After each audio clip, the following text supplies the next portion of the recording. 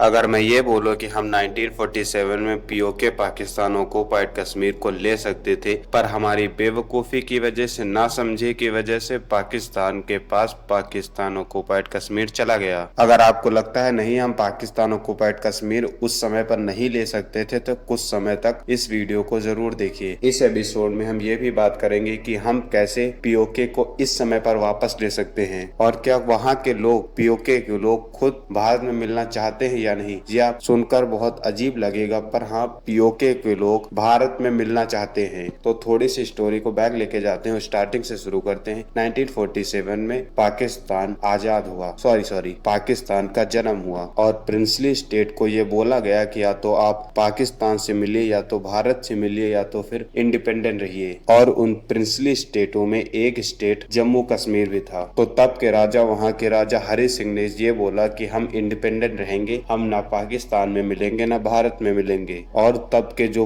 Princely states थे वो उन्होंने फैसला कर लिया था कि वे पाकिस्तान में जाएंगे या भारत में रहेंगे। पर जम्मू कश्मीर ने ये फैसला नहीं किया था, उसने बोला कि हम इंडिपेंडेंट रहेंगे। और जब पाकिस्तान का जन्म होता, पाकिस्तान बनता है, आजादी के कुछ ही समय बाद पाकिस्तान कश्मीर पर हमला कर देता है। बहुत गंदा मार होता है, बहुत लोगों को मारा जाता है, काट दिया जाता है। तब वहाँ के राजा हरि सिंह भागे भागे हमारे यहाँ आते हैं। होम मिनिस्टर उस समय के सरदार वल्लभ भाई पटेल और प्रधानमंत्री जवाहरलाल नेहरू से मिलते हैं और अपनी सुरक्षा के लिए मदद मांगते हैं। पहले तो नेहरू मदद करने के लिए राजी नहीं थे, लेकिन फिर होम मिनिस्टर के कहने पर, पटेल जी के कहने पर वे मदद के लिए मान जाते हैं, और मदद करने के बदले कुछ शर्तें रखी जाती, जिसके बदले उनसे एक फॉर्म साइन करवाया गया, जिसमें ये था कि वो भारत से मिलेंगे। फॉर्म साइन होता है और पटेल जी सेना को कश्मीर के लिए रवाना कर देते हैं, कश्मीर को आजाद करवाने के लिए। हमारी आर्म फोर्सेस इतना गंदा उनको मारती है कि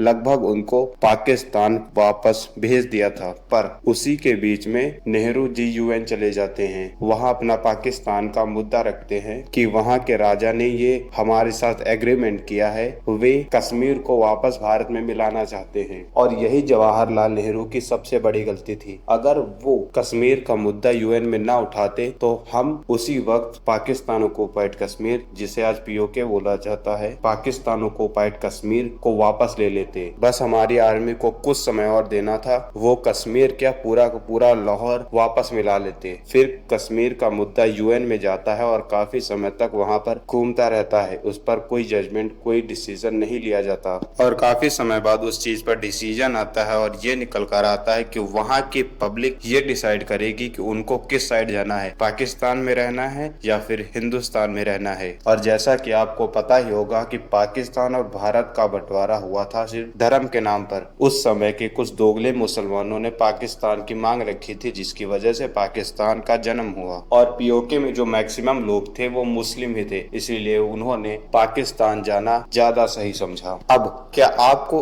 अब भी लगता है कि अगर उस समय जवाहरलाल नेहरू ने कश्मीर के मुद्दे को यूएन में ना उठाया होता तो आज पीओके उनके पास ही होता? बेशक नहीं, पीओके हमारे पास होता। अगर मैं आपसे अभी पूछूं कि क्या आने वाले समय में पीओके वापस भारत में मिल सकता है कि नहीं, तो आंसर है हाँ। 110% श्योर हूँ कि आने वाले समय में पीओके वापस भारत से मिलेगा, और इसके लिए ज्यादा इंतजार नहीं, मैक्सिमम से मैक्सिमम 10 साल, बस इतने समय के अंदर पाकिस्तान से पीओके छूटकर फिर से भारत के अंदर मिलेगा। आए दिन वहाँ पर प्रोटेस्ट हुआ करते हैं, हर महीने, हर 2 महीने में वहाँ प्रोटेस्ट हुआ ही करते हैं, इसी चीज को लेकर कि हमें वापस भारत में मिलना है। पर फिर भी अगर कुछ पाकिस्तानियों को लगता हो नहीं पीओके हमारा है, हम पीओके नहीं देंगे, ध्यान से सुन लो, पीओके तुम्हारा नहीं है, पीओके हमारा था, पाकिस्तान भी हमारा है। चिंता मत करो, 10 साल के अंदर पीओके लेंगे और आने वाले भारत के आजादी के 100 साल से पहले पाकिस्तान को फिर से भारत में मिलाया जाएगा। सत्ता में चाहे जो रहे, चाहे कांग्रेस रहे, बीजेपी रहे, आम आदमी रहे, कोई भी सत्ता में रहे, पाकिस्तान भारत से दोबारा मिलेगा, और इसका फैसला जनता करेगी, पॉलिटिकल लीडर नहीं। शुक्र मनाओ कि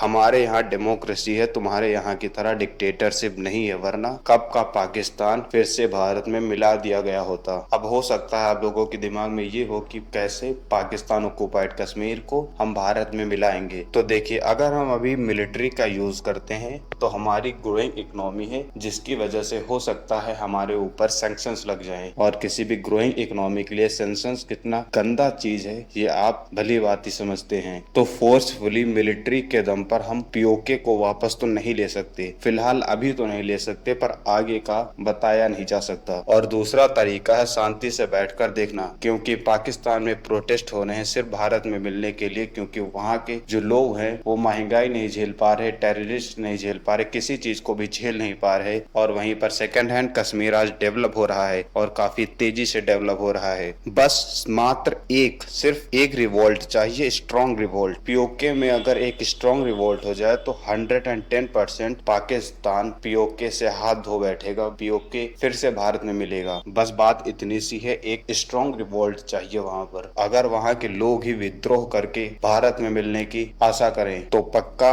पीओके वापस भारत से मिलेगा। इस पर आपकी क्या राय है? No in comment box PoK को लेकर।